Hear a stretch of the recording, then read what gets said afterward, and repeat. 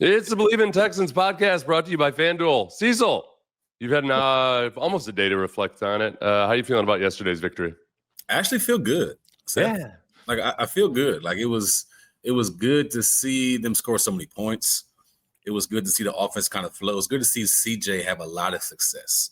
I think that was huge for me. Seeing CJ like really get rid of the ball quickly, throw touchdowns, have confidence in his game, him celebrating and being excited. That's big for a young quarterback. Like that's huge.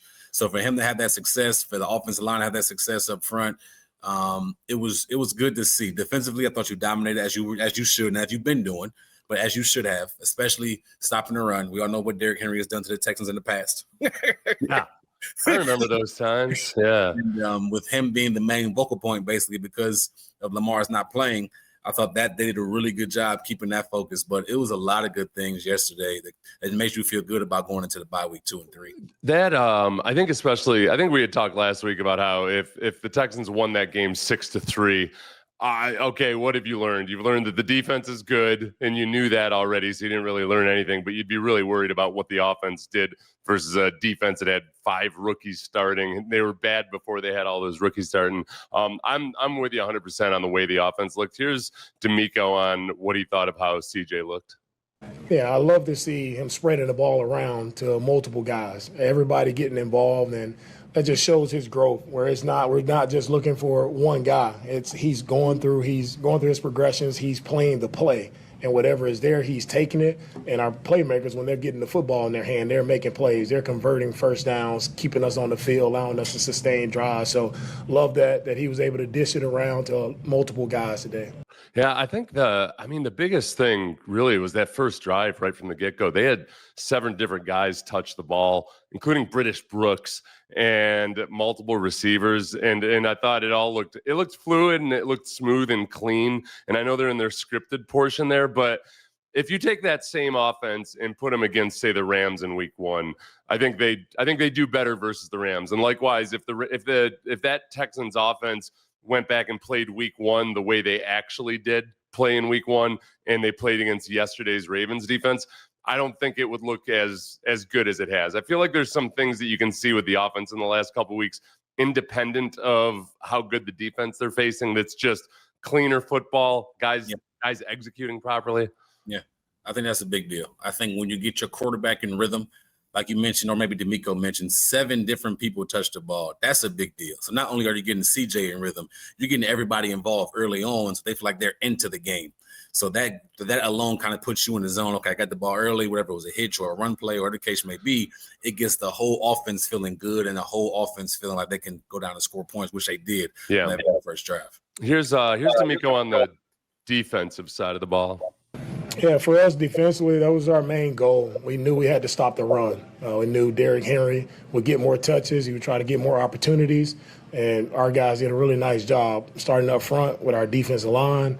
Our tackles played really well. Our ends set the edge, and we tackled really well. Really got to watch the film, but just watching it from the sideline, I felt us tackle much better as a team. And it was multiple guys at the ball every single time they ran the ball. So I'm very proud of us. And as we go throughout the season, the one thing I implore our team about is let's just get better. Like each and every week, let's just get a little bit better each and every week, and our team will continue to get stronger. You know, there's one thing that I wanted to mention to you is during the game, there's times, no matter how good a defense is, there's going to be times during the game where they miss some tackles. But I realized when I went back and watched, a couple of those times that I was upset, it was Zay Flowers being freakishly good at that hop back. Like he just disappears. He has not a jump cut. He just hops back and disappears. That's a guy that, D'Amico before the game was talking about, hey, they've still got those playmakers out there.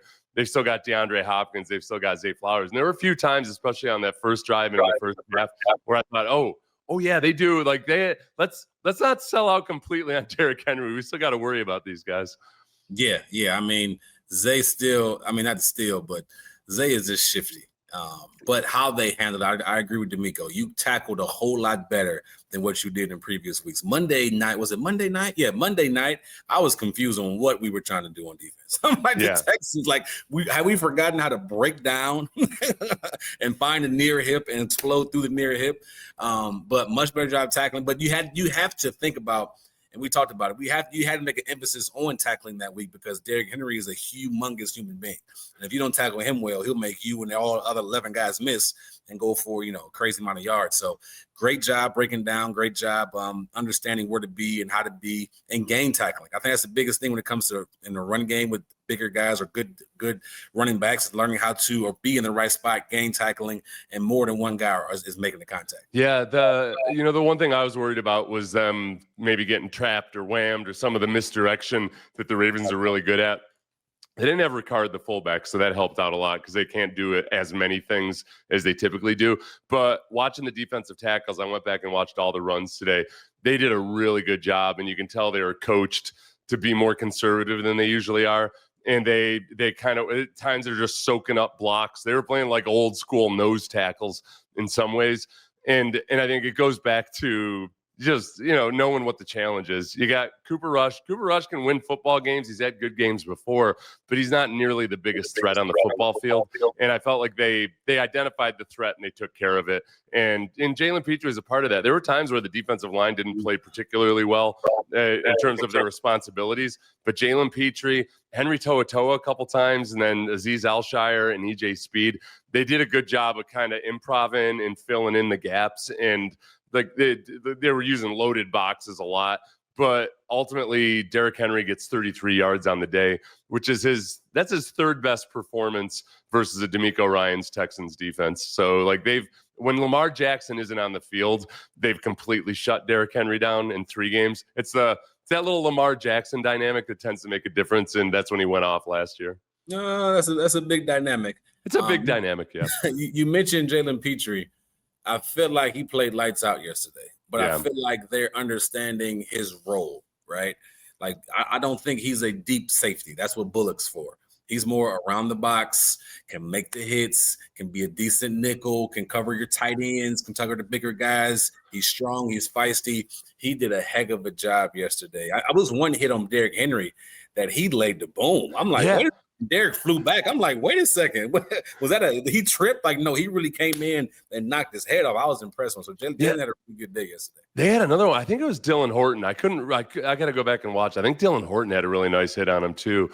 And it's gotten to the point now where without Lamar Jackson on the field, the Texans have his number. It's okay. Lamar Jackson's coming back healthy at some point. If the Ravens make the playoffs, it's going to be impressive. But Cecil, I don't know if you got a chance to see much of the post game or anything, but I mean that's a game that feels like one of those ones where maybe the owner decides that, all right, this coach has lost the locker room. These guys were just completely all form of discipline, and you've got Bateman just slowing up on that Lassiter interception. And what did that look like to you? Did it look like he lost the ball in the sun, or did it look like he was just like, screw this? I think I couldn't tell in the play, but I'm gonna comment on this. I wouldn't be surprised if they made a move. Yeah, it's just when things at some point, everything runs its course, and Harbaugh is one of the best coaches in the league. But at some point, there comes a time where you possibly lose the locker room. If they don't get this thing together soon, you're 1-4, I think, right now. Is that right? Yeah. I wouldn't be surprised. Probably not during season, but by the end of the season, it's gonna be like, all right, we got to figure something out and make some changes. Let me ask you this though: Christian Harris yesterday was a healthy scratch. Yeah. What's your thoughts on that? I think I don't know what's going on with his calf and that injury, but he just hasn't looked like the same guy athletically since he came back. And he was limited all off season long, limited during training camp. And I don't know. I mean, he right now is the second biggest mystery on the team after Joe Mixon. Joe Mixon, we'll find out maybe because in the next couple days, since he's eligible to come back from the PUP, the bye week would be a good time to address it. I know Diana Rossini had said that there might be clarity by mid-October, which kind of coincides with the bye week. But I don't know. So Joe Mixon's the biggest mystery, and I have no idea if he's coming back. Second biggest mystery is Christian Harris and his calf. Third biggest mystery right now is probably Jimmy Ward, because Jimmy Ward, he's got an injury that he's still coming back from, but he's also got that legal situation where he's not going to face criminal charges, but the NFL is at times will suspend guys when there's any kind of domestic violence allegations or anything. If the NFL looks into it and they feel like there was there might not be there might not be what's the word I'm looking for? There might not be charges, but there's still a lawsuit going on. So I have no idea if I should expect Jimmy Ward back or not. How old is Jimmy Ward? 32? He's like 35. Oh, he's older. Okay, gotcha. He's been injured a lot. I mean, pretty much every year he's missed a good chunk of games over the last few years. Okay, that's interesting. Yeah. Now, is he on the end? What list is he on? The commissioner's he's the PUP, but also the commissioner's exempt list. Yeah. So he's not getting paid right now. Yeah. Well, he's getting paid. If you're on the commissioner's exempt list, you get paid, but you don't. And I'll fact check myself after this and leave a note in the comments if I'm wrong on that. But it's both. It's the medical and it's the waiting for the league to decide exactly what they're going to do. Speaking of guys who have been accused of things off field, the Ray Lewis dance that Jalen Noel did. Jalen Noel did the Ray Lewis dance after his first touchdown ever. Jair Alexander decided to go up and try to steal the ball from him. It was a weird situation. How do you feel about Jalen Noel, who's not wired like he's not some guy who's an instigator or anything? My first thought was, I wonder if Jalen Noel thought he was kind of doing that as a tribute to Ray Lewis, but like time and place, maybe there's no way it's going to be perceived like that. Yeah, that was first of all, the dance was terrible. Was it? I don't judge dancing. It wasn't. No good rhythm. Not enough wiggle there. You got to slide and sell it. It wasn't good. Oh, that's true. Yeah, he really didn't sell the slide, huh? He got to slide. You know what I mean? Yeah. Now Ray does it how Ray does it. Nobody can do it like Ray. But I was trying to think: is he from that area? Did something mean something to him that game? Because he's not a guy that you would think, because how the playing time's been going, you wouldn't think he's thinking about what dance he wants to do when he scores. Right. Yeah. So I'm like, did he plan that, or is that spur of the moment? Because Nico walked over like, hey, he pointed to the ground like, do something, and I guess that's what he decided to do. I don't know. I mean, let me check. I got to fact check. Yeah, he's from Kansas City, and went to Iowa State, obviously. So, unless he's got some kind of a relationship with Ray Lewis, that was dicey. But and then Jair Alexander, I don't know if I've ever seen that. I kind of admire the ingenuity. Yeah, he's a weird dude, but trying to take the ball. And I don't know if in his mind he knew that it was, if Jair Alexander looked at the scouting report, he would have, looked at the stats and everything and realized Jalen Noel was a rookie and that probably hadn't had a touchdown yet. Going up and trying to take a guy's first touchdown, that's equivalent to chain snatching, in my opinion. I feel like that's above and beyond. It's like, it's one thing to go up and get in somebody's face, but you're trying to take the guy's first touchdown ball. It is, and I wonder if Alexander did that because he's new to the team, and you're going to show respect to the Ravens, boom, boom, boom. He felt disrespected some type of way. He just want to give me your ball. Just maybe he was being a prick, like this. Like, hey, yeah. That's what I'm thinking. He's being an a-hole. Like, just give it to me. He might not have even been thinking about the Ray Lewis dance. He just wanted that ball. I'm gonna snatch that football. You'll enjoy this too. Okay, so CJ, as we all know, CJ's been working on his body in the offseason, gained a little bit of muscle. He's been running more since last year. There was a moment in the press conference last week where he kind of poked fun at himself, and he said, I'm not, I've gone back and watched high school film and watching me when I was 18 years old and 180 pounds. I'm not as fast as I used to be. So I gotta pay attention to my diet and everything. Social media took that and ran with it. And I was ignorant to it, but apparently there are all kinds of people saying, oh, yeah, this is one of the reasons that the Texans suck, or they're blaming it on this, or whatever it might be. It was him totally just joking around, but it was taken out of context. A reporter asked him about it in the press conference, and this is good. Watch that. It's feisty at the beginning, and I'm guessing this is a Baltimore or national reporter that doesn't know the whole story about CJ running more lately. CJ, leading up to the day, you had a press conference saying that when you use your legs, you feel like you're old. That's not what I said. Okay. I'm sorry. I don't need to misquote. You good. Yeah, but say you feel you getting older using your legs. You had a big game today for about 20. You still feel that way? I was literally joking. You know, everybody takes everything out of context nowadays, but it's all good. You know, I'm, you know, and if you watch the video or watch the press, I literally said I'm not in my grown man body yet, and I'm not gonna go there. It's all good. But yeah, I mean, I feel great, man. I think my strength staff has done a great job with not only just me but our team. We're moving guys. Our O-line looks great. We're running fast on the outside. I'm a part of that, you know. I think I'm a pretty athletic guy, but yeah, I was literally just playing. If you could see, I'm tapping my fingers, just messing around. But everybody, you know, always takes everything so serious. But yeah, it's all good. Yes, I feel like I'm, you know, when I use my legs, I feel like I'm pretty dynamic. I thought, did you see the stone face glare at the beginning? Not what I said. What's that? I didn't say that. That's not what I said. I'm like, sheesh. That's setting boundaries right there. That's what he does. And then he recovered and got congenial after that. I like it. I like feisty CJ. I like that. That showed me he got some fight in him. I like that. I don't like when quarterbacks are always kind of to the book and yeah. How do I put it? Just all like stoic, kind of emotionless, like show me something, right? Yeah. And if you're tired of losing, and you had a great performance. Just like, have some swag. Yeah, tell him, CJ. You didn't say it like that. The other big thing, since we're on the topic of podium conduct and what have you, 2 straight weeks now, CJ's been rolling with no hat whatsoever. He listens. Yeah, so you got to find that balance between you never want to be out there in Johnny Manziel territory or anything, but you also don't be a boring whatever the hell Daniel Jones is. You can play like Daniel Jones is this year. That's another big thing about the Colts that people need to realize. The Colts have done some pretty impressive things, but like part of the scheduling quirk between the difference between the Texans and the Colts now is that, look, 3 of the teams that the Colts have beaten have been lousy Miami Dolphins type teams. And then they've had 2 close games, 1 a victory, 1 a loss versus the good teams. And if you look at the Texans, you feel like you could say the same about them. Okay, great. Look, they've had a couple of really impressive, imposing wins over 2 bad teams.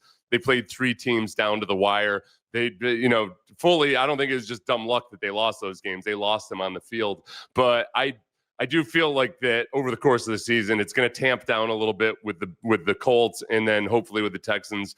Their schedule doesn't really soften up all that much more. But if the offense keeps building like they have, it should be better. No, I'm with you on that. I feel like when you play, I think they beat Tennessee, they beat the Panthers, and they beat the Dolphins, something like that. And they beat them they beat them pretty well. The Colts are playing well. I'm not against them, but I agree with you. When we look at the schedules, it's just different. Mm-hmm. It's different. And the Texans literally could be the schedule. The record could be flipped if not for a play or 2 here and there, right? And then obviously the same thing with the Colts. I think the Colts, if I'm not mistaken, something happened with the Broncos game that they could have lost that game if I'm not mistaken. Maybe it popped up on a kicker or something. It was something. Oh, that was the leverage call, I think. Yeah, they missed the field goal, and then the Broncos got tagged for leverage. And that's one thing. If you want to take something from yesterday's game, where I know, like, I'll be the first to say, look, you can't read too much into it. It was an impressive victory versus a really bad football team. For what it's worth, like, FanDuel had the Texans still as only a 1.5 point favorite well after the news was official that Lamar Jackson wasn't going to play. And I'm looking at it, and I'm thinking, I know my Derrick Henry stats and just how good, D'Amico Ryan's defense was against Derrick Henry in 2023, that without Lamar Jackson out there, I thought that was going to be pretty lopsided. And that also, the Texans haven't created as many turnovers on defense as you expect them to. But like, I expected that dam to break at some point, and it did yesterday. So for whatever it's worth, the perception of the Texans pre all of this was that they were only 1.5 points better on the road against a team like the Ravens, as bad as they've been on defense and as banged up as they were. It makes sense.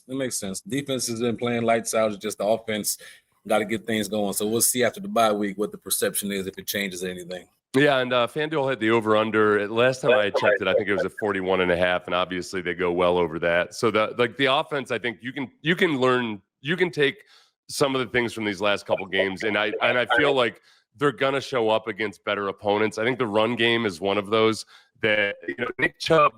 Tell me if I've got the rose-colored glasses on too much. On Nick Chubb's touchdown there, first and foremost, it was really well blocked. So the offensive line, the receivers, it was Xavier Hutchinson and Christian Kirk blocking at the point of attack on that. They did a great job. But I felt like once he broke through that wall of the blitz, then when he was off to the races, I felt like that was a little closer to the burst of the old Nick Chubb. I don't think it was quite there yet, but what did you feel about his open field speed on that? I was impressed with what he had. I was thinking he's going to get caught. I did. I'm like, well, he'll get caught, but he has some bursts and he sustained it a little bit. So, I'm liking what I'm seeing from Chubb. I haven't had an issue with Chubb all year long. He's been very consistent. But to see him break loose for a run and score on a run is a big deal. Confidence booster for him. But maybe he has a little bit more in the tank than what I suggested early on in the year. So it was good to see. But I did think he's going to get caught.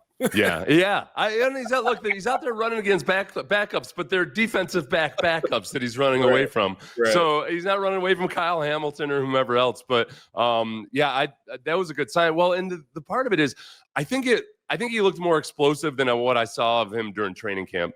And for a guy that had that really bad knee injury where everybody says, okay, it's probably 2 years before somebody even has a chance to look like themselves. All right, I don't know what his ceiling is, but I feel like there might still be even a little bit more untapped potential in there. The one stat I had seen was he rushed for 61 yards on 11 carries, generating plus 33 rushing yards over expected. It's an NFL Next Gen stat.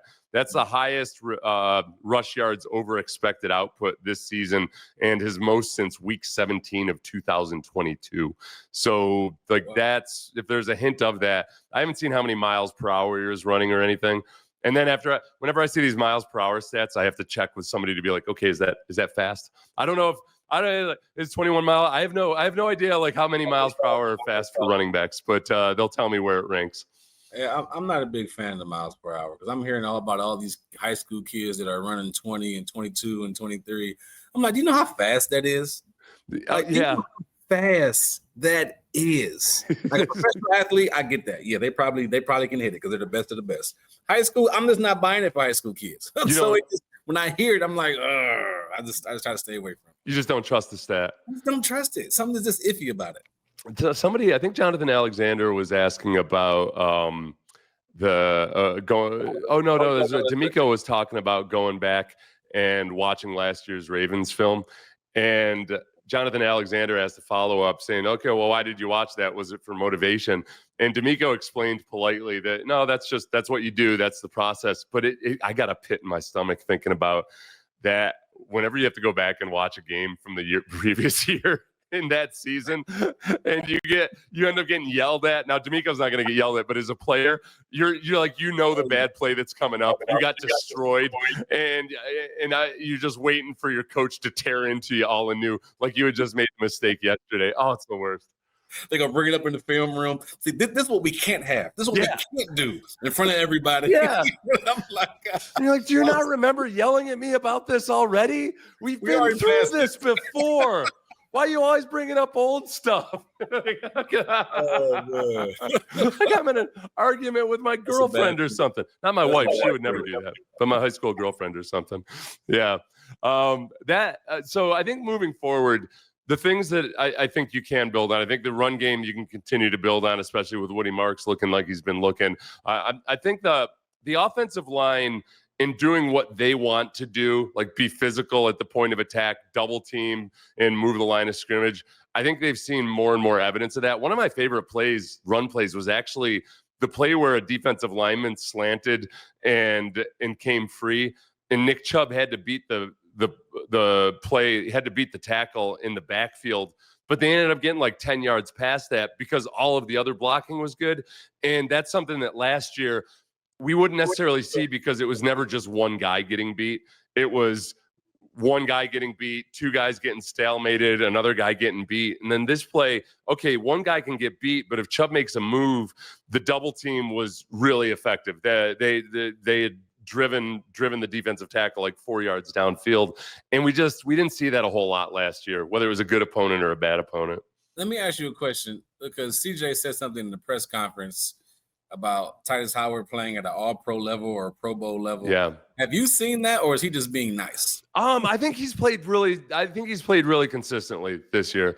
I think some of it's hard right now because on some of the bad plays, there's still like a little bit of a lack of cohesion in pass protection. I mean, we saw that yesterday when, it looked like Woody Marks was getting that one blitz that came free. Woody Marks was getting yelled at as he came off the field. So I assumed, I haven't looked at the end zone copy of that yet or not. But there's still a few miscommunications, and it doesn't show up as much in these last couple of weeks versus bad teams. I think on some of the run plays, especially, there's an element of physicality there when Titus is working in combination with Ed Reed. Not Ed Reed. I'm blanking on the right guard's name. That we didn't necessarily see last year.